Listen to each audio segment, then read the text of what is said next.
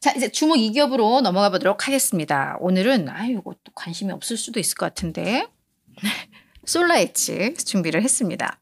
스마트 인버터 솔루션 기업입니다. 태양광 관련 기업이고 참고로 오늘 태양광주들이 전반적으로 다 좋았어요. 점점 금리 인하 기대감이 높아지기 때문입니다.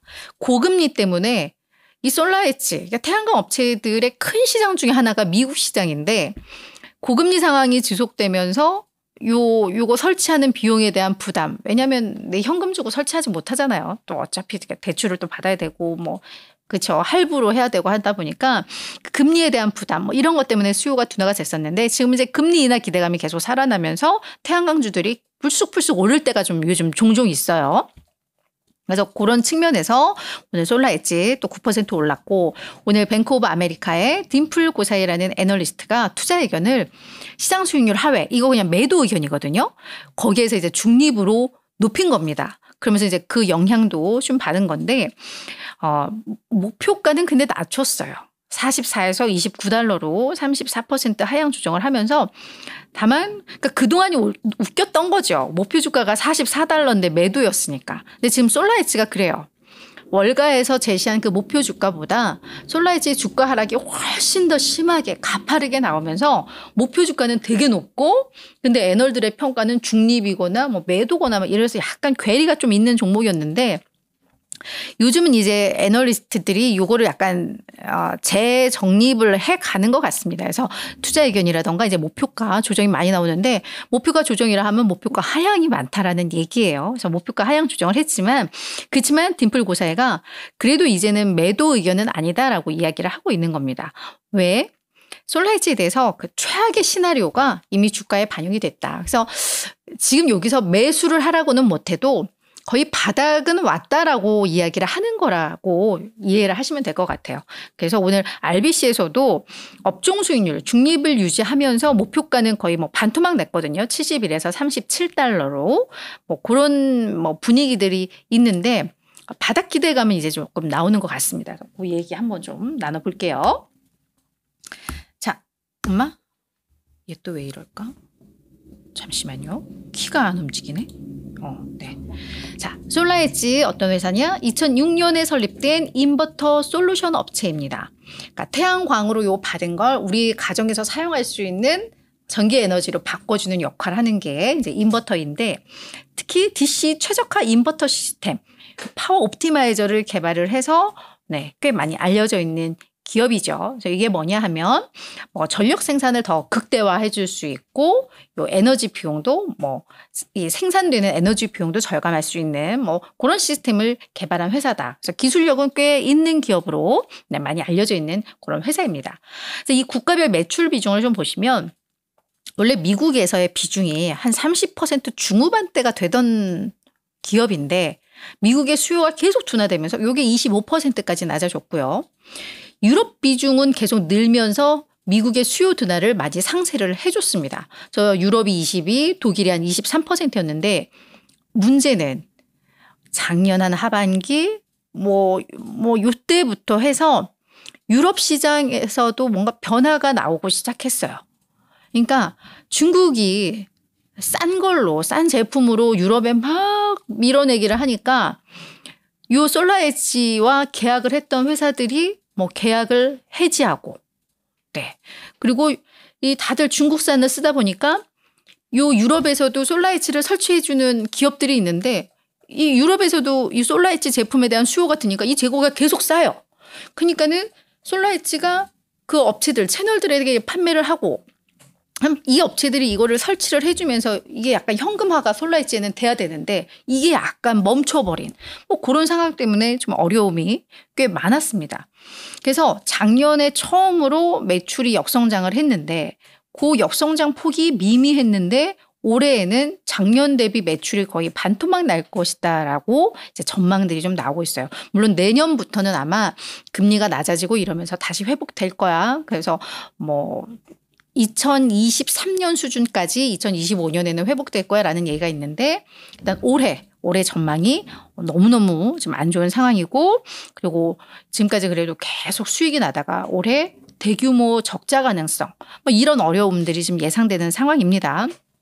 여기에다가 지난달 25, 26일 날 두 가지 악재가 있었죠. 저희가 특징주에서 다루기는 했었는데 3억 달러 규모의 전환사채 발행. 왜냐면 뭔가 현금화가 안 되고 뭔가 사업이 꼬이니까 자금 조달을 할 수밖에 없어. 근데 이 3억 달러는 어느 정도 규모냐? 지금 솔라이치의 시가총액이 한 14억 달러 정도 되거든요. 그러니까 3억 달러라면 한 20%에 해당합니다. 그러니까 이 전환사채가 나중에 주식으로 전환된다고 생각해봐. 네, 주주가치 희석. 뭐 요 악재가 하나 있었고, 솔라이치의 고객사. 그러니까 요거를 납품 받았다가 이렇게 설치해주고 뭐 요 중간 업체. 그 회사가 또 파산을 했어. 그래서 그 회사로부터 받아야 될 돈 뭐 1,140만 달러도 다 잃거나 회수를 하더라도 꽤 오랜 시간이 걸릴 것 같아. 이거 왠지 대손상각 처리해야 되는 각이죠. 뭐 이런 게 이슈가 맞물리면서 그때 주가가 많이 급락을 했었던 뭐 이런 또 사례도 있고 뭐 이런 상황인데 자 그래서 그럼 월가에서는 그 두 가지의 소식을 듣고 봤더니 네 원래 그냥 목표가는 계속 낮췄지만 그 뉴스 나오니까 그냥 목표가를 그냥 콱콱콱 낮추고 있는 뭐 거의 반토막씩 내는 네, 목표가 조정이 많이 일어났습니다. 그죠? 지금 요런 추세인데 그런 상황에서 이제 솔라이치가 그래도 이제 바닥은 다지는 것 같아라는 이야기가 나오고 있다라는 거예요. 그리고 요게 왜 중요하냐면 지금 금리 인하 얘기 나오면 태양광주들은 뭐 자동 공식처럼 오른단 말이에요. 근데 단순히 그냥 금리 인하를 하니까 그럼 태양광주도 이제 수요 개선 기대감으로 오르겠지 이 공식만으로 가져가면 또 약간 어려움도 있을 수 있으니까 뭐 이런 월가의 분위기 그리고 뭐가 또 해결 과제인지 이런 것도 우리가 알고 넘어가면 매매하는 데 더 도움이 될 것 같아요. 그죠? 자 일단 주가 매력은 높아졌다라고 요 애널 아까 무슨 고사이였죠? 딤플 고사이 요 애널이 일단 주가 매력은 높아졌다고 이야기를 합니다. 왜냐하면 현재 주가에는 최악의 시나리오까지 다 반영하고 있다. 우리들이 뭐 이제 모를 악재가 없어. 그래서 우리가 뭐 미래에 예상되는 악재까지 다 이미 주가에 반영됐다라고 이야기를 합니다. 이거는 그럼 되게 긍정적이에요. 그죠? 자 먼저 내년까지 채널들의 재고 처리 이슈가 지속될 거다. 그래서 이 업체들에게 넘겼고 이들이 이걸 설치해주면서 재고를 줄이고 판매한 돈을 현금으로 줘야 되는데 이게 이제 멈췄다고 아까 말씀드렸으니까 그 현금화의 어려움 이것도 이미 주가에 반영이 됐고 그리고 요 솔라이츠가 2분기 실적 가이던스를 제공했는데 이게 월가 눈높이에 미달했어요. 왜? 유럽 시장의 그 재고 역풍과 미국 시장의 수요 감소로. 근데 요 실적 가이던스 제공하면서 요 실적 우려도 주가에 반영이 됐어요. 하반기까지 어려운 상황이 지속될 것이다라는 것도 주가에 다 반영이 됐어요. 네. 근데 이 악재를 주가에 다 반영했다라는 것도 긍정적인데 또 하나는 이 고금리 상황이 지속되면서 태양광 산업 전반적으로 어려움이 있었고 그래서 전체적으로 주가가 다 밀렸는데 다 밀리는 가운데서도 솔라이치는 주가가 더 과하게 하락을 했다. 그래서 이제 주가 매력은 높아졌다라고 이야기를 하고 있는 겁니다. 자, 그러면 바닥 찍었으면 매수하라고 해야 되는 거 아니야? 근데 매수에는 또 조금은 신중하래요. 자, 그 이유는 뭐냐? 그래, 현재 수준에서 주가는 매력적으로 보여.